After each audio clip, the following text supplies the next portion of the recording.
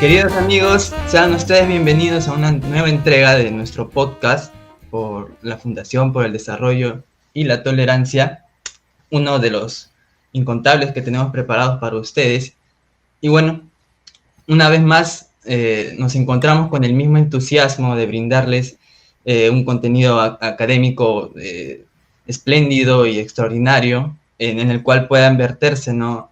Reflexiones, fructuosas reflexiones y sobre todo agudas observaciones que nos permiten entender y comprender problemáticas sociales contemporáneas que padecen nuestra actual realidad peruana, ¿no? En esta ocasión y en ese sentido, el tema sobre el cual se concentrarán nuestros discernimientos, nuestra atención, será la migración venezolana y su particular impacto en la sociedad peruana, ¿no? Este tema en realidad no ha sido eludido por los debates políticos, ni qué decir pues de la ciudadanía, ¿no? Y por eso, digamos, lo que se quiere aquí en este nuevo podcast es una entrada un poco más científica, ¿no? Que es, digamos, que lo menos abundante. Y bueno, el tema en realidad forma parte del murmullo de la calle, en cuyos senos descansan sentimientos, temores, pesares y sobre todo esperanzas, ¿no?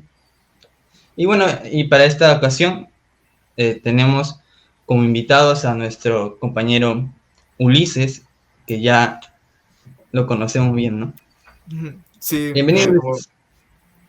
como tú bien mencionas, John, ya yo soy colaborador de la Fundación por el Desarrollo y la Tolerancia y estoy muy contento de que ya se pueda haber dado de alguna manera esta constancia en el estreno de los episodios, de los capítulos del podcast, y en esta oportunidad, como tú bien mencionas, estamos tratando nuevamente un tema de interés, un tema que creemos es importante tratar, y como ya los espectadores me conocen, pero me presento para los que no, yo soy Ulises Cubas, estudio Derecho en la Universidad Nacional Mayor de San Marcos, y en esta oportunidad voy a estar haciendo el rol de entrevistador con John, pero también de contertulio para quizá en algunos momentos emitir mi opinión sobre ciertos casos puntuales.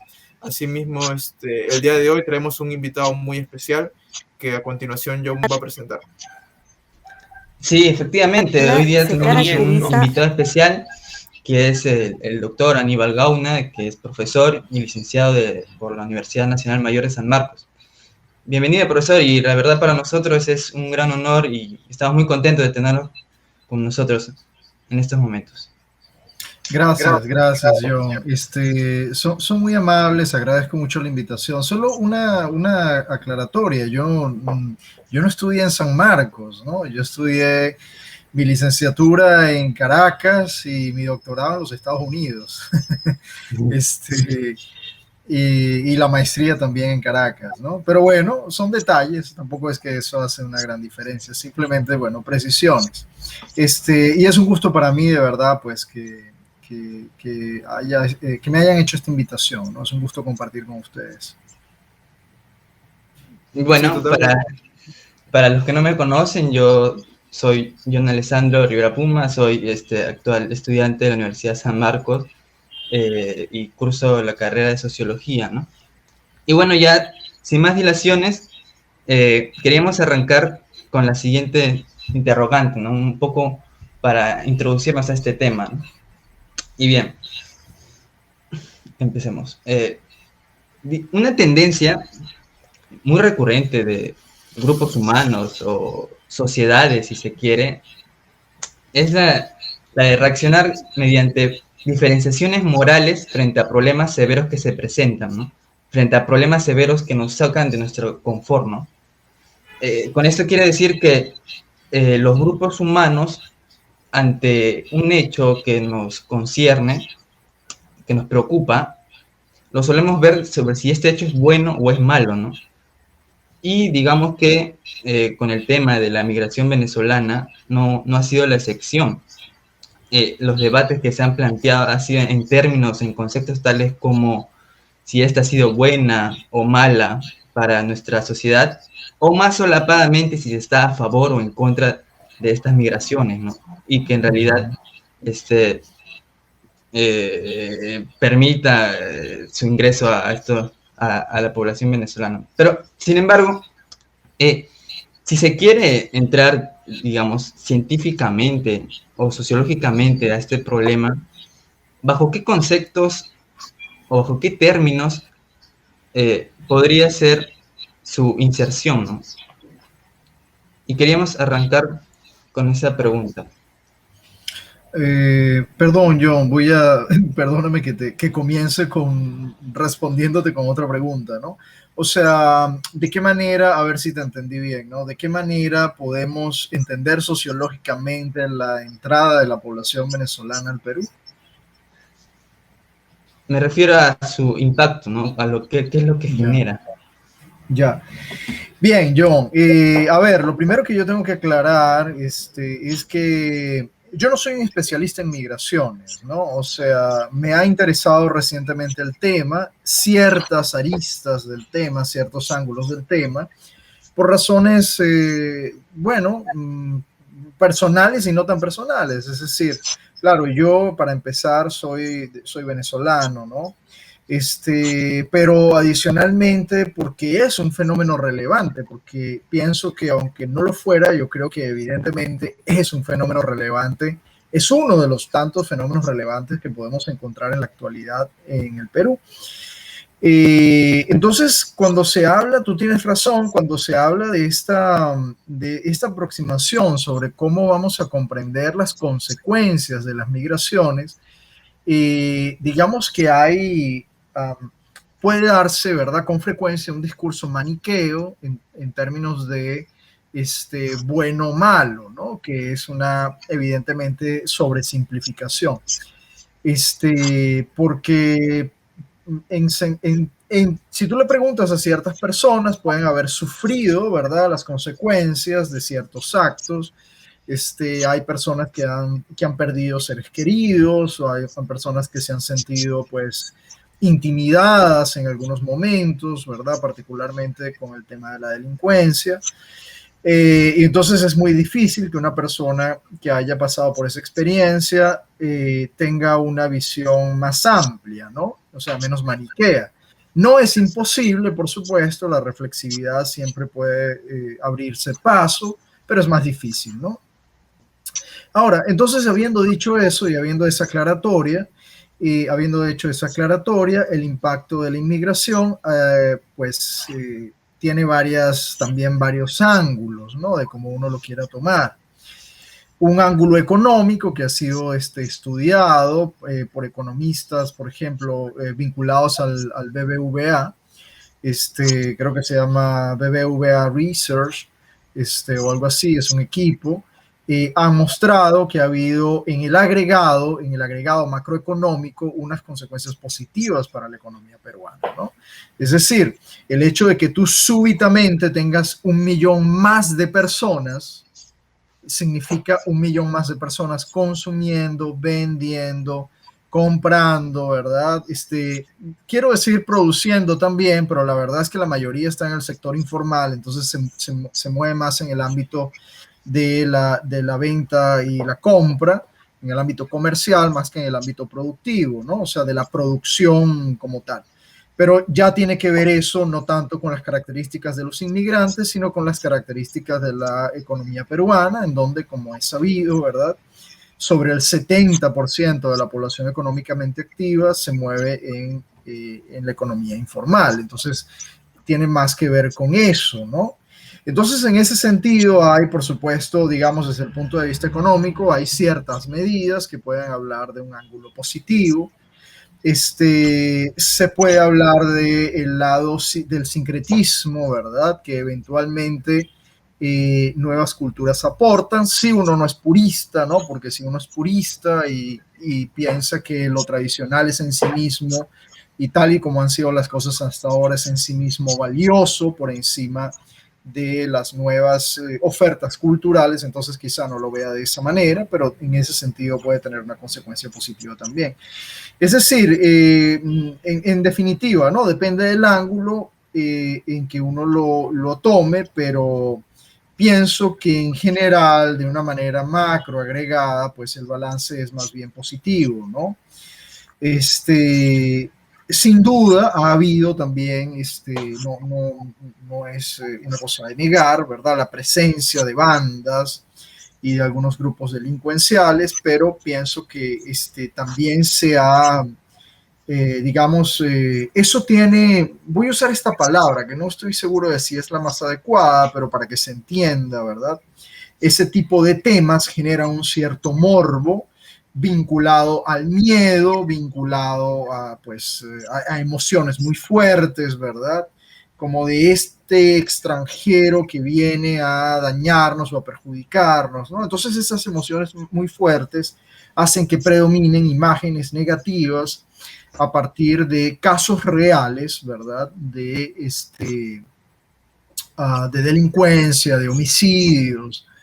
Entonces, ha pasado un poco por debajo de la mesa la gente que en efecto está trabajando, ¿verdad? Está aportando, está siendo pues ciudadanos como lo sería cualquiera, ¿no? Entonces, contribuyendo de alguna manera. Eso pasa por debajo de la mesa. Es decir, esa es una discusión ciega, es un punto ciego, porque hay una tendencia de por sí en la percepción humana a favorecer estos eventos que son terroríficos, ¿no? Eso no se olvida. En cambio, tú olvidas, en un instante olvidas la cajera que te atendió bien, el señor que te transportó, eso lo olvidas en 2 segundos. O sea, eso no tiene ese impacto en nuestra percepción, ¿no? En cambio, olvidar que a la señora de al lado le mataron al hijo, ¿verdad? Es una cosa mucho más difícil. Bueno, por buenas razones, ¿no? También, o sea, no digo que es una locura. Por supuesto. Sí, yo concuerdo con usted en que en realidad es ínfima este porcentaje de aspectos negativos que puede traer la migración. Y me gustaría esto trasladarlo quizá a un plano más abierto, un plano más general, y podemos ver la migración en este fenómeno en Europa, por ejemplo, donde más bien se promueve la migración porque vemos que las pirámides demográficas están prácticamente invertidas en Europa. Entonces una solución a eso la han evaluado como con la migración. Incluso en Canadá se ve que dan bastantes facilidades para que las personas puedan migrar, pero siempre solicitan ciertos requisitos, ¿no? Y aquí me gustaría ahondar, ¿no? En qué tipo de migrante es el que quiere recibir un país. Porque yo veo que quizá existe ese rechazo al extraño, ese rechazo al foráneo, cuando este foráneo, este extraño, es pobre, entre comillas, ¿no? Y aquí me gustaría ligarlo con el concepto que tiene Adela Cortina de la porofobia. Y me gustaría saber cómo se puede relacionar ese concepto de la porofobia y la migración. Claro, ese es un muy buen punto, Ulises. Por supuesto que sí. Yo he trabajado un poco ese tema del rechazo, ¿no? A la inmigración. De hecho, tengo un par de papers que estoy pues en ese proceso, ¿no? Y la aporofobia, claro, es una de las categorías del rechazo a la inmigración. Es la que se basa precisamente en la escasez de recursos. Ya sean estos recursos materiales, ¿verdad? Ya sean estos recursos simbólicos, como el aspecto, ¿verdad? La adaptación a las costumbres, o incluso recursos sociales, es decir, nuestra capacidad de tener previos vínculos, porque si no tienes previos vínculos, no tienes dinero y además no me gusta cómo te comportas, las posibilidades de rechazo evidentemente son altísimas, ¿no? Entonces, claro, la porofobia es una de esas categorías. Yo encuentro que hay básicamente unas 4 categorías de rechazo a la inmigración venezolana, ¿no? Bueno, sí, 4, y luego voy a hacer un matiz. Una primera categoría es la del rechazo total. Bueno, puede decir uno xenofobia, porque está vinculado, ¿no? En donde básicamente no hay ninguna consideración. Es decir, no me interesa si tú tienes recursos, no me interesa si tú eres educado, si tienes dinero, cómo te veas, no me interesa nada, simplemente no te quiero acá. ¿Okay? Y eso es un grupo minoritario dentro de la sociedad peruana, hay que decirlo, es decir, es un grupo minoritario, porque es un grupo que va a existir, yo creo, en todas las sociedades. O sea, sería anormal que no existiera, ¿no? Bueno, lamentablemente puede uno decir, pero sería anormal que no existiera. O sea, no es, eso no es para decir, porque he escuchado por ahí, no, entonces los peruanos son, no, los peruanos no son de ninguna manera xenofóbicos, eso no es la forma de argumentar, ¿no? O sea, el asunto es que se generan estas narrativas, ¿verdad? Sobre la base de estas imágenes negativas, y entonces tenemos en el nivel máximo de rechazo esta xenofobia total, ¿no? Ocurre sobre todo en sectores muy desvalidos de por sí, económicamente, porque se sienten amenazados, se sienten desplazados, es decir, nosotros estamos mal, que hemos nacido acá, que compartimos las costumbres, que compartimos el modo de ser, etcétera, etcétera, y vamos a estar además desplazados por una gente que viene para acá y no tiene nada que ver. Entonces, normalmente este nivel de rechazo, este tipo de rechazo total, se encuentra en estratos, no tanto en estratos, en personas con bajo nivel educativo, ¿no? Es una tendencia que podríamos ubicar más o menos allí, ¿no? Luego tenemos la aporofobia, que es la que tú has mencionado, que es en efecto la discriminación o el rechazo al inmigrante por ser pobre, ¿no? Ese es el término de Adela Cortina, el término que ya ha desarrollado efectivamente. La aporofobia, claro, también es un fenómeno bastante general en el sentido en que muchas sociedades, la gente quiere, ¿verdad?, que los inmigrantes sean educados, tengan dinero. Entonces, claro, pues esto, si tú te pones a contar cuántos son así, pues realmente serían muy pocos. Y una cosa que uno se encuentra es que entre la población no hay suficiente información, ¿verdad? Y evalúan la inmigración venezolana como si fueran inmigrantes comunes y corrientes, ¿verdad? Yo me vine al Perú porque quiero mejorar mis condiciones de vida y resulta que la mayoría es gente que casi está escapando. Entonces, eso es una consideración y es una información muy relevante para evaluar la inmigración de una manera u otra. ¿Okay? Sí, y justo me gustaría tocar ese punto que usted mencionó al último, acerca de qué es lo que le impulsa al migrante a salir de su país. ¿Cuáles son las situaciones que tienen que darse para propiciar esta migración?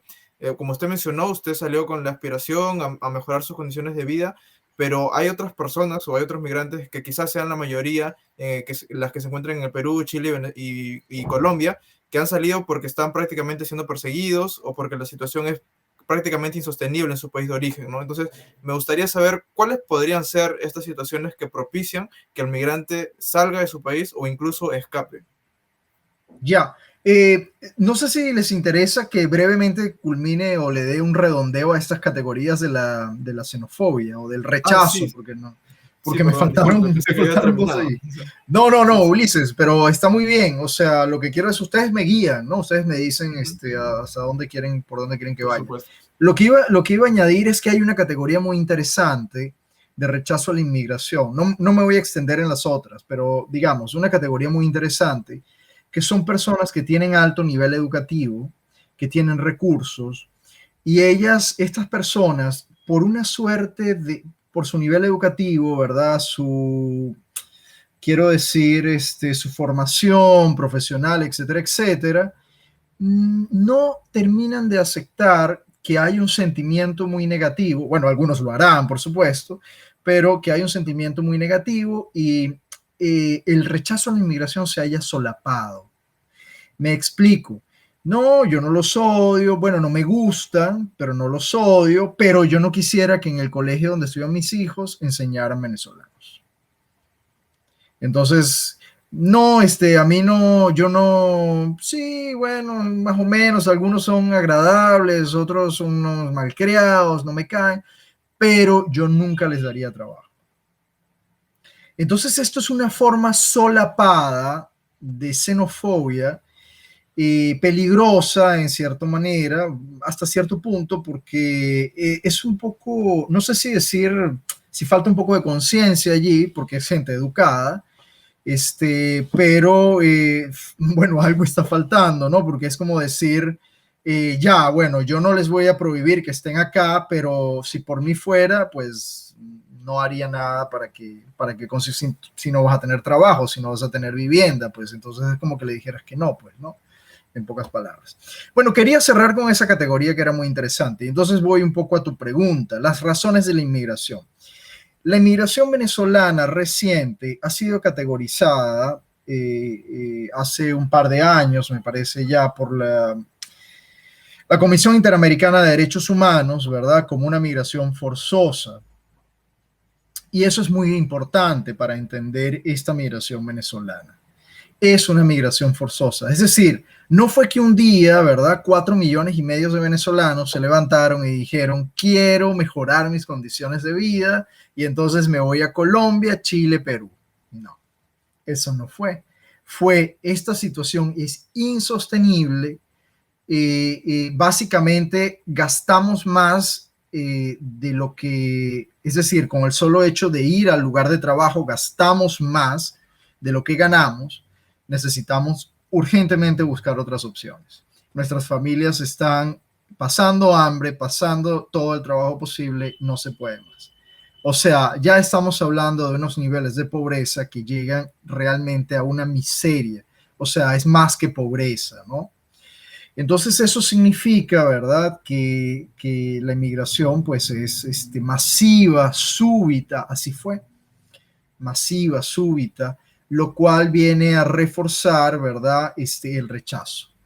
Porque para que se entienda un poco, ¿no? Aunque, bueno, evidentemente ustedes lo están entendiendo, pero de repente es para el público que nos pueda escuchar, para hacerlo más claro, es como, no es lo mismo que tú un día invites a, ¿verdad?, a 2 o 3 de tus amigos a beber, a tu casa, a comer algo, bueno, no ahorita, pero estamos en pandemia, pero supongamos, a que súbitamente lleguen a tu casa 30 personas, ¿verdad? Que tú no has invitado, y tú dices, bueno, ¿y cómo? Si aquí, pues, nos falta el agua a veces, ¿verdad? O sea, tenemos estas condiciones y de repente te llegan 30. O sea, eso hace que el volumen sea en sí mismo, el volumen de la población migrante sea en sí mismo un factor causal en la explicación del rechazo a la inmigración, ¿no? La gente, como decía uno de los entrevistados, bueno, yo antes al chico que veía acá, pues que me servía en el restaurante, ya no está, hasta un venezolano. ¿Y qué pasó con ese chico? Perdió su trabajo. No puede ser, eso no puede ser, ¿no? Dice este entrevistado. Entonces, bueno, eso es un poco, no sé si respondo con eso, Ulises, a lo que tú apuntabas. Esa característica de la inmigración es determinante. Sí, profesor, justo usted que hablaba de esta categoría de la exclusión solapada, me hizo acordar, por ejemplo, a la caracterización que logra realizar Alfred Schuss respecto al extranjero, ¿no? Que es la dudosa lealtad. ¿No se correspondería esta exclusión solapada con la dudosa lealtad? Es decir, como ese asombro de que básicamente el migrante, el extraño, pese a que ya tenga tiempo para acoplarse a la nueva pauta, digamos, cultural, ese nuevo conjunto de creencias que implica estar en una nueva sociedad, digamos, a pesar de que haya esa inserción, aún hay como una especie de duda de que el otro pueda, cierto riesgo, cierta incertidumbre frente a ese nuevo integrante, ¿no? No, yo creo que lo que está pasando es lo que ha venido pasando, porque probablemente también ha habido procesos de acomodo y habituación, también eso puede estar pasando, pero sí, inicialmente es más radical lo que está ocurriendo, o sea, esa duda, claro, se parece, ¿no? Yo entiendo tu punto, pero esa duda que las personas sienten, en este caso, está respaldada por un ambiente que está saturado de imágenes negativas sobre los inmigrantes venezolanos. O sea, no es solamente que eres inmigrante y entonces es dudoso, ¿verdad? Bueno, tu lealtad, es dudosa en este caso, pertenencia, evidentemente. Sino que han habido episodios, ¿verdad?, que se han difundido por las redes, por los medios, ¿verdad? De una manera frecuente. Y esto, por supuesto, da un respaldo sólido a las dudas. Eso es lo que ocurre. Entonces, ¿qué pasa? Tú puedes tener, para que se entienda, ¿no? Es decir, esto es un proceso más que proporcional. Tú puedes ver un hecho negativo de vinieron 10 migrantes del país X y ves un solo hecho negativo. Bueno, un solo hecho negativo de 10 es el 10%, atención, es el 10%, pero es uno solo, al día siguiente, a los 5 días, pues se va perdiendo. Pero ¿qué ocurre si tú ves 1000 hechos negativos? Todos los días hay uno, todos los días hay otro, todos los días hay otro. Bueno, la verdad es que 1000 hechos negativos de 1.000.000 es una proporción ínfima. Pero digamos, eso alimenta, ¿verdad? Toda esta discusión, todos estos temas que tú señalabas al inicio sobre los inmigrantes, ¿no? Es decir, es un factor que es una moneda de cambio cotidiana para que la gente comente, diga, se refuercen creencias, se refuerce el rechazo, ¿no? Entonces es un poco, por eso digo yo, más radical en ese sentido.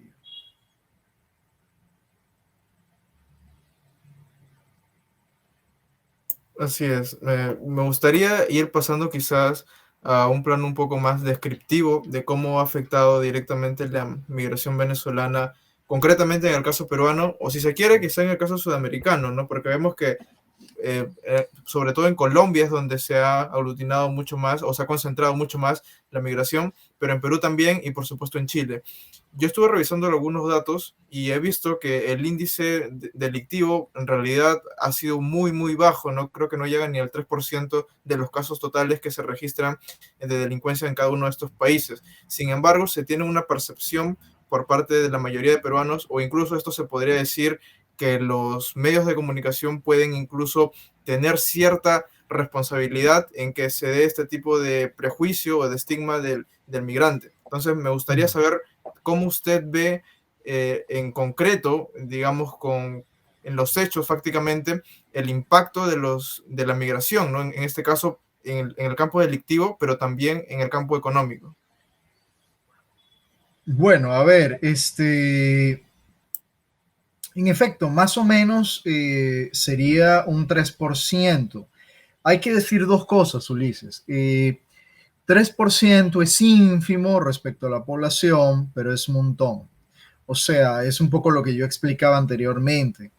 Si tú a una persona, ¿verdad? Porque estamos hablando de 3% de 1.000.000, o sea, 3% de 1.000.000.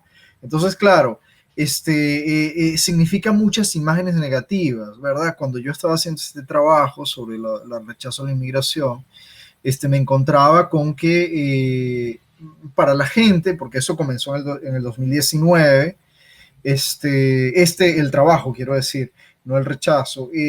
Una de las cosas que había marcado la opinión de muchas personas habían sido los famosos descuartizamientos de San Martín de Porres. Entonces, claro, ya ahí se generaron memes y chistes y cosas, ¿no? Sobre los venezolanos que descuartizaban gente, ¿no? Y una de las chicas que entrevisté, bueno, estaba en las entrevistas, dice, no, se les ve, yo no conozco a ninguno, pero en la tele se les ve que son violentos, ¿no? Que ahorcan personas, que descuartizan. Entonces, claro, yendo al punto de los medios, mira, la investigación para ser responsables, ¿verdad? Sobre esto, la investigación sobre los medios de comunicación nos muestra que el impacto de los medios dista de ser todopoderoso. Es relativo dependiendo del ítem, ¿verdad? Del issue, del tema. Es relativo dependiendo de los estratos, es relativo dependiendo de muchas cosas. Es decir, hay cosas que perduran más y cosas que perduran menos. Lo que sí es cierto es que sirve o ha servido en este caso como un factor, voy a decir, ¿cómo se llama esto? Es un factor de retroalimentación. O sea, para decirlo de esta manera más clara, si a John le pasó algo y a ti no, pero tú conoces a John y a John le pasó algo y tú ves una noticia en la televisión, las noticias de la televisión negativas sobre los inmigrantes cobran para ti una realidad que no la tendría si tú no conocieras a John a quien le pasó algo. Esos son procesos de influencia social. ¿Ok? Entonces, claro, eso es lo que está ocurriendo. Por eso yo digo que es un ambiente saturado de imágenes negativas, porque entonces tú lo comentas, y entonces ves lo de la tele y comentas con John lo que vistes en la tele y hay un reforzamiento completo. Y entonces cuando hablan con los otros o de repente si tu mamá está asustada porque le robaron pues la cartera o el celular, entonces esto, imagínate cómo crea una atmósfera, ¿verdad? Negativa en ese sentido. Es como la palabra sería una caja de resonancia. El efecto de los medios. No es una causa directa, es una caja de resonancia. Y así creo que es que está funcionando el papel de los medios en todo esto. Más que decir, no, son los medios que tienen la culpa, creo que se puede ver de esta manera más ajustada a la realidad, ¿no? Con estas otras mediaciones de los procesos de influencia social.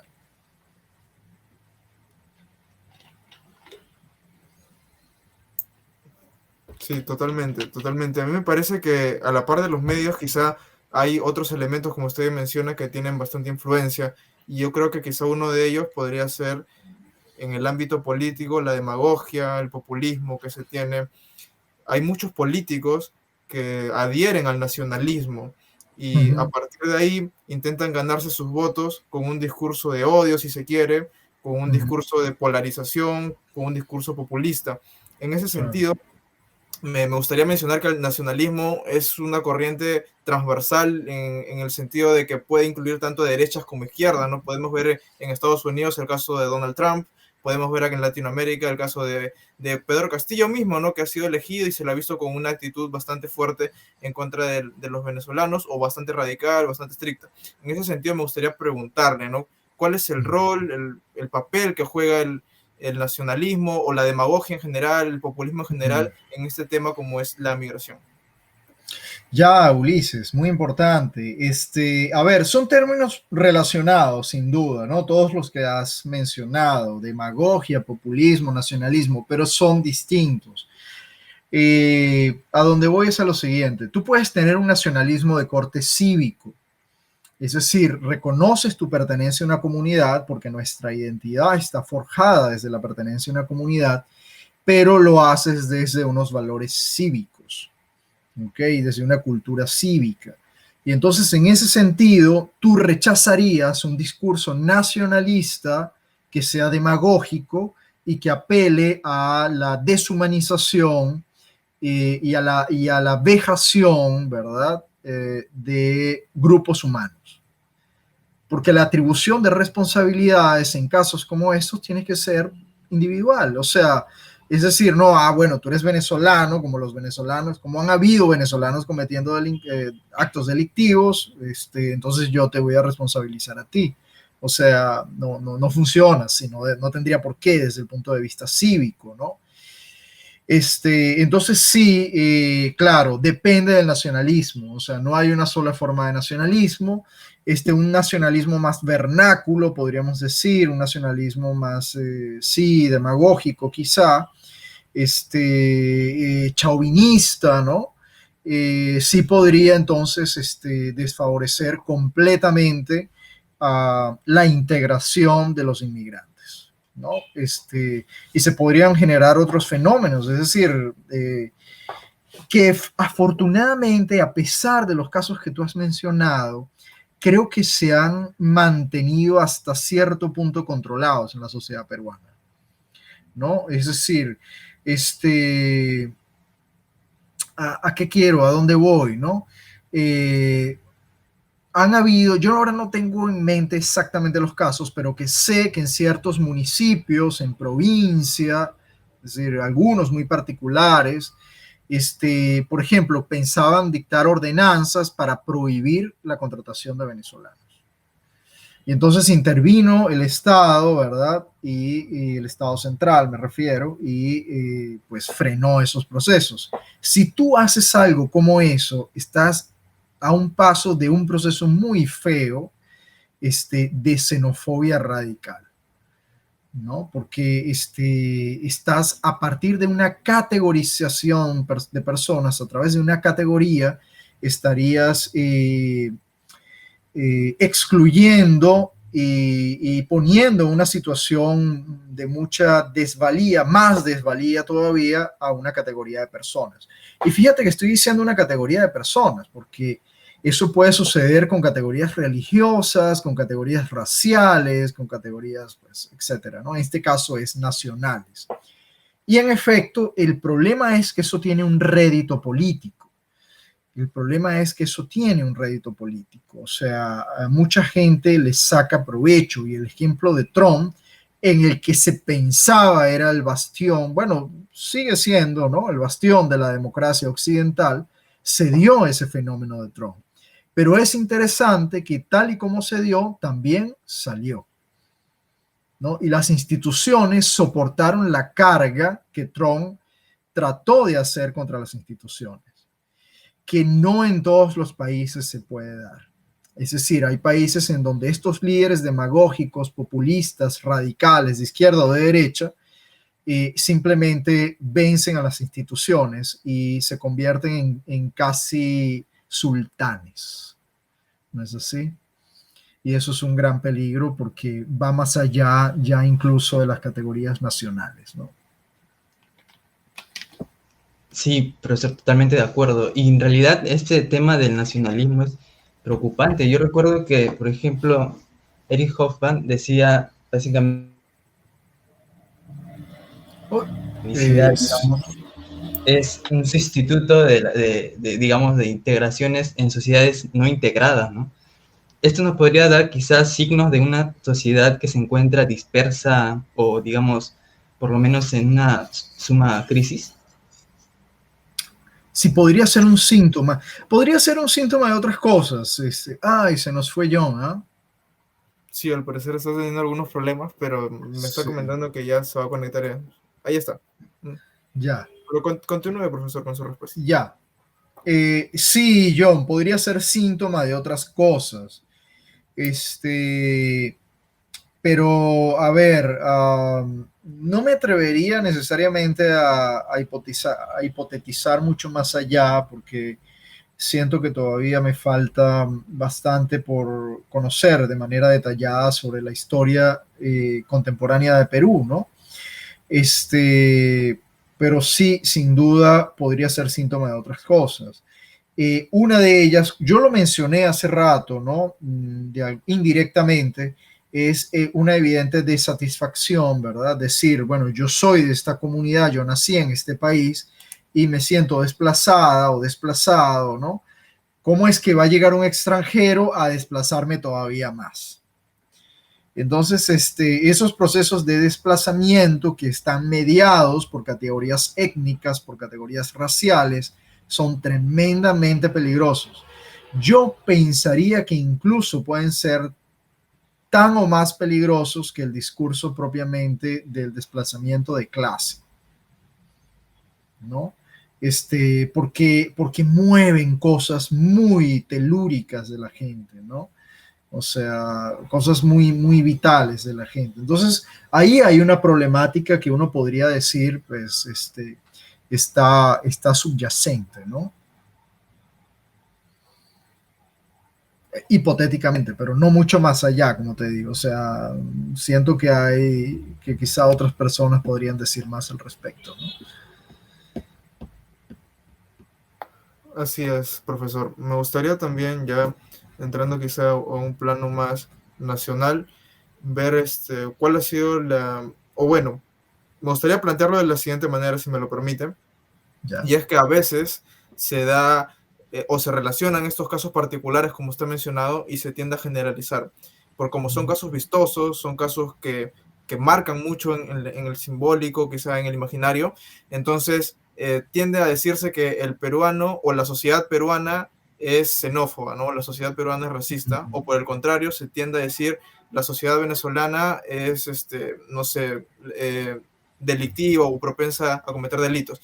Entonces, eso me parece a mí que es un grave error porque se le da una categoría antropomórfica, si se quiere, a la sociedad, por así decirlo, ¿no? O sea, se le está diciendo que una sociedad puede ser xenófoba, cuando yo personalmente considero que los que pueden ser xenófobos son propiamente los individuos, las personas particulares. Entonces, habría que ver hasta qué punto una sociedad se le puede dar ese calificativo, ¿no? Yo creo que más bien cuando se le da ese tipo de calificativos a una sociedad, a una comunidad, a un colectivo, es que ocurren este tipo de distorsiones. No sé si usted difiere de este análisis que estoy mencionando.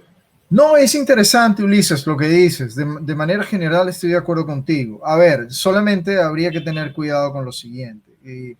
Hay sociedades en donde se han generado ciertas tendencias. O sea, es innegable que en Venezuela, antes de este proceso migratorio, se había desarrollado altos niveles de violencia. Y uno estando en Venezuela lo temía. O sea, no es que los venezolanos son violentos, es que hay fenómenos y dinámicas internas, ¿verdad?, que han generado bandas y grupos, y incluso todavía, ¿no? Y el Estado no termina parece, de poder resolverlos. Recientemente hubo un episodio tremendo, ¿no? Yo tengo amistades allá, y estaban pues todos básicamente tirados en el piso porque eso fue un tiroteo de un día, duró un día. ¿Cómo es posible que un grupo armado pueda hacer eso en un Estado contemporáneo? Eso no tiene sentido, ¿no? Bueno, pero en todo caso, hacia lo que voy es a lo siguiente. O sea, esas dinámicas sociales se pueden dar. Así como en los Estados Unidos uno ve estas dinámicas tremendas, ¿verdad? De un tratamiento diferencial con la población negra o afroamericana, ¿verdad? En contraposición a otros grupos, particularmente los blancos. O sea, esas dinámicas existen, no hay que negarlas tampoco. Lo que estoy de acuerdo contigo es en que no es apropiado usarlas como etiquetas generales, ¿no? Eso no es, o sea, eso no me parecería. Tiene estas características, por tanto, esta persona debe ser tal o cual, ¿no?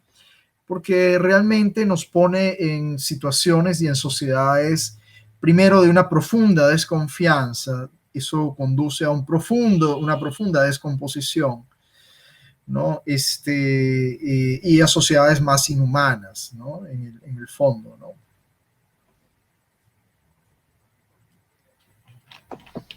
Sí, profesor. Ahora que lo pienso, digamos que con estas reducciones que se dan a ciertas cualidades, ciertas intenciones, ciertas emociones hacia algo o hacia alguien, pues, por parte de alguien, es lo que se llama como estigma, ¿no? Que es en realidad es como digamos, es una arma poderosísima para la exclusión.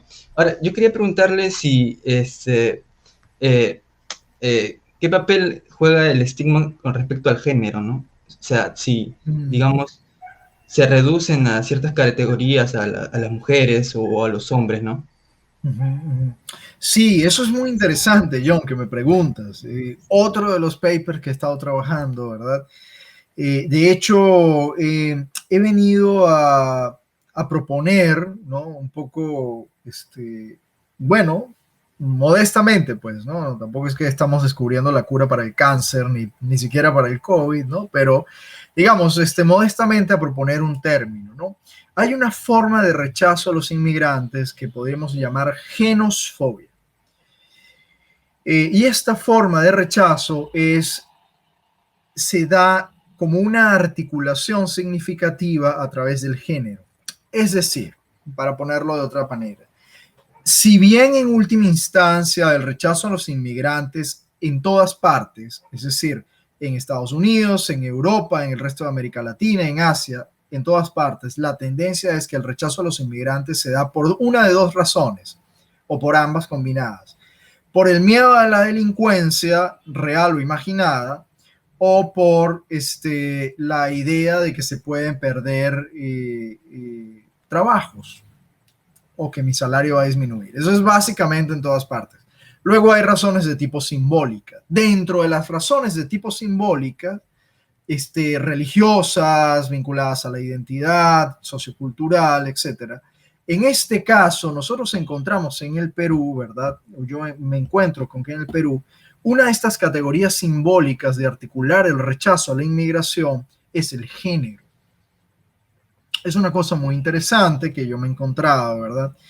¿Esto qué quiere decir? No es solamente, ¿verdad?, que las mujeres están en desventaja frente a los hombres, que es una tendencia general también, no es universal, pero sí general, sino que tanto hombres como mujeres son rechazados a través de su género. Eso es lo que quiere decir. Para ponerlo como un ejemplo, ¿no?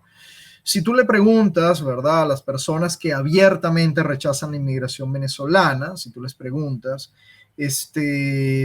ya, ¿y qué te parecen los venezolanos? Te van a decir, bueno, ahí pues, no, no me gustan, qué problema esto. Pero bueno, algunos pueden ser, no, más o menos, algunos pueden ser trabajadores, algunos más. Ya, ahí está bien, si lo preguntas de una manera general. Pero si tú le preguntas, ¿qué piensas de las mujeres y de los hombres? La categoría de género hace una distinción dentro del rechazo a la inmigración. Y entonces cuando le preguntas qué piensa de las mujeres se reducen básicamente a que son vulgares y prostitutas y han venido a destruir las familias peruanas, en algunos casos traen enfermedades. Y los hombres son falsos y flojos y además cobardes. A esta denigración, ¿verdad?, a través de la categoría de género, es a lo que yo llamo genosfobia. ¿Okay? Es un fenómeno curioso. Yo le puse ese nombre porque estuve buscando a ver si es que alguien había dicho algo parecido y busqué y no lo conseguí. Y dije, bueno, vamos a ver qué nombre puede ser esto a través de la categoría de género. Bueno, genos, ¿no?, que significa o está vinculado al género.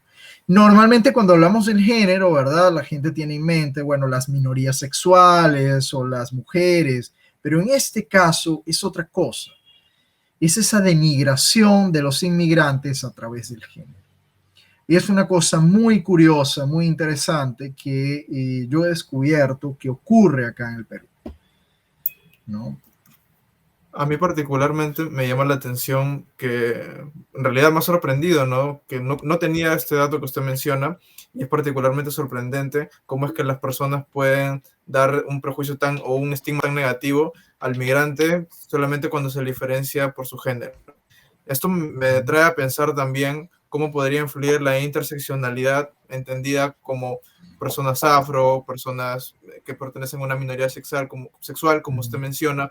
Es decir, este tipo de categorías o pertenecer a este tipo de minorías también, de alguna manera, entiendo que influye para que esta discriminación o este rechazo al extranjero pueda ser incluso más grave, ¿no? ¿Usted considera lo mismo? Sí, Ulises, claro, yo pienso que sí. Claro, yo no me enfoqué en la interseccionalidad, de hecho, reviso la literatura sobre interseccionalidad para ver si es que ya estaba dicho la genofobia, no la encuentro. Pero sí, claro, tienes toda la razón. Lo más probable es que el ser afro, ¿verdad?, el tener ciertas características raciales, fenotípicas, pues, finalmente, pues, perjudicarían, yo creo, a la condición de los inmigrantes, ¿no? Y hay probablemente otras maneras de ver la interseccionalidad, pero en este caso es curioso que aplica para hombres y para mujeres, ¿no? Las mujeres han sido sobresexualizadas, ¿verdad?, y los hombres denigrados a través de bueno, lo peor que, digamos, desde el punto de vista cultural se puede pensar de la mujer es que es prostituta y desde el hombre que es cobarde, ¿no? Entonces, ¿cómo se dice? Y que prostituye a sus mujeres, etcétera. Entonces, sí, Ulises, sí, en resumidas cuentas, sí, estaría de acuerdo contigo. Sí, profesor. Ahora bien, toda esta fabricación de estigmas, toda esta fabricación de reducciones que, digamos, en parte tienen la función de excluir, eh, eh, generarían, digamos, por ejemplo, hay un término que Zygmunt Bauman, este sociólogo polaco, eh, digamos, creó un término para eludir a esa especie de indiferencia entre el sufrimiento humano, ¿no? Que es el término de adiaforización, ¿no? Que, digamos, este término lo saca desde, si mal no recuerdo, desde las reflexiones teológicas. Él lo trae a colación para dar la idea básicamente de que en este mundo globalizado que vivimos actualmente, básicamente los seres humanos vamos perdiendo poco a poco la sensibilidad moral, ¿no? El hecho de preocuparnos por la vida y por la suerte que acaece a los otros, ¿no? A sus sufrimientos y a su dolor. Estos estigmas, digamos, según su lectura, ¿no? Según lo que usted puede observar, digamos, provocarían también adioforización generalizada. Por supuesto, por supuesto. Es decir, es que la estereotipación, que podríamos llegar a hablar en términos, como tú lo has mencionado, de estigmatización, es una forma de, lo voy a usar con estas palabras, ¿no? Pero es una forma de cosificación, porque metes a toda una categoría de personas en una categoría negativa y reductiva, ¿no? O sea, porque, bueno, los seres humanos somos muchas cosas en realidad, o sea, somos seres amplios, ¿no? Vamos a decir así, complejos. Entonces, ya no, es tal cosa. Entonces, tal persona, a través de un proceso sinecdéquico, ¿cómo se diría? Perdón, es que estoy confundido con la palabra en inglés, sinecdótico, ¿cómo sería? Sinecdótico, sí. A través de esta doble reducción, ¿verdad? Entonces, por supuesto, las personas quedan deshumanizadas, ¿no? Son esta suerte de piltrafas, ¿verdad? De personas demonizadas, ¿no? Esas categorías cuasi teológicas. Entonces, por supuesto, estaría contigo, de acuerdo, ¿no? Contigo, tienes razón en eso. Es un proceso, el problema es que es peligroso, porque los seres humanos podemos ser propensos a esa deshumanización de los demás, ¿no? Así es totalmente. Bueno, creo que las conversaciones como las que hemos tenido nosotros en esta oportunidad se pasan muy rápido, que a veces hasta el tiempo resulta efímero. Pero ya para ir cerrando, me gustaría hacerle la última pregunta acerca de cómo usted puede ver posibles soluciones o posibles medidas que se pueden llevar a cabo, quizá desde un entorno político, cultural, social, para que esta situación pueda mejorar. Sí, bueno, a ver, es una pregunta muy compleja y muy difícil, ¿no? Porque supone a veces también tener la visión de los recursos, es decir, quién puede hacerlo, ¿no? O sea, la visión de quién puede hacerlo. Por ejemplo, yo pensaba hace tiempo que era, era necesario quizá en su momento hacer campañas de información, ¿no? Es decir, ya que se había abierto la puerta, literalmente las fronteras, ¿verdad? Tantos inmigrantes, no estaba de más de repente ofrecer un poco de información, ¿verdad? A la población. Quizá no está de más todavía, lo que pasa es que yo percibo que ahora hay una resistencia mayor. En las entrevistas, ¿verdad? La gente dice, no, los medios que están comprados, pero fíjense, lo dicen en el sentido contrario. Lo dicen porque piensan que los medios no presentan suficientes cosas negativas sobre los venezolanos, ¿no? Entonces, ya hay una resistencia, es más complicado. Hay una famosa hipótesis que se llama la hipótesis del contacto, ¿no? En el estudio de migraciones, según la cual a medida pasa el tiempo, a medida que pasa más el tiempo, la gente comienza a conocer a migrantes y en ese sentido los humaniza.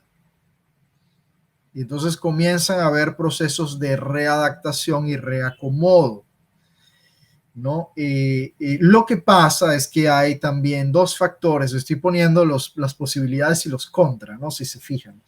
Lo que pasa es que también puede haber un aspecto que juega en contra de esto, y es lo que se llama la etnicidad reactiva de parte de los venezolanos. Es decir, primero, hay muchísimos venezolanos, entonces la gente tiene más posibilidades de encontrarse y de cerrarse. Y en segundo, si yo pienso que probablemente me van a marginar, a excluir o a maltratar, de entrada ya mi actitud es de resistencia y de rechazo. Entonces ocurre una estereotipación inversa, vamos a decir, ¿no? Y entonces eso puede ser también un problema. O sea, que por supuesto en el largo plazo va a desaparecer, porque los venezolanos que tengan hijos acá tendrán hijos que serán peruanos. Y eso es a veces algo que la gente no se da cuenta. Para no hablar de las múltiples mezclas, ¿no? Que ya hay un peruano con una venezolana, un venezolano con una peruana. Es decir, poco a poco comienzan a haber estos procesos de fusión, ¿no? Entonces, por ahí hay algo que se da dentro de la propia sociedad. Y luego, creo que en tercer lugar es muy importante, ¿verdad?, el aspecto formal de las leyes. Es decir, no son suficientes, pero sí indispensables, ¿verdad?, que haya pues esta cabida, esta aceptación a la población inmigrante para que no tengan trabas, ¿no?, con la integración en la sociedad peruana. Porque si tú formalizas las trabas, ahí sí es verdad que se acabó, pues, ¿no? O sea, estaría muy fuerte eso, muy fuerte, muy difícil, ¿no?, para los inmigrantes. Bueno, ha sido realmente una conversación grata con usted, profesor, y en realidad ha sido un honor, ¿no? Y quizás sin lugar a dudas, uno de los pasos para seguir adelante es comenzar a ver lo que se oye detrás de las puertas, ¿no? De esos inmigrantes, de esas personas que en realidad teniendo en cuenta que vivimos en sociedades más globalizadas, no podemos simplemente dejarlos ahí solos, ¿no? Y bueno, con estas palabras damos por concluida ya la grata entrevista que hemos tenido con el doctor Aníbal Gauna, y cerrando ya esta entrevista, les recomendamos seguir el podcast, que se vienen más temas sobre problemáticas sociales, y sin duda también seguirnos en nuestras páginas de Instagram y de Facebook, que estaremos subiendo contenido que será repartido con mucho entusiasmo. Así es, John. No tengo más que palabras de agradecimiento con el profesor Aníbal por habernos dado luces sobre estos temas, sobre estos tópicos, sobre estas preguntas, que a veces en medios tradicionales no se llegan a profundizar tanto o no se llegan a dar quizás desde esta perspectiva un poco más académica, y creemos que es bastante importante llevar este contenido para los universitarios, para las personas interesadas en saber de este tema desde una perspectiva quizá un poco más argumentada. De esta manera también me gustaría hacerle un pedido a todas las personas que se han quedado hasta esta parte del video, y es que nos recomienden sobre qué temas les gustaría que tratemos, qué invitados les gustaría tener, sobre qué disciplina académica les gustaría que sea el próximo episodio. Y con esto nos despedimos, reiterando lo que John mencionó. Síganos en Instagram, porque ahí es donde hacemos nuestras publicaciones, donde informamos cuando ya se subió el podcast, cuando informamos qué invitados van a venir y demás cosas. Así que sin más, nos despedimos y que tengan buenas noches.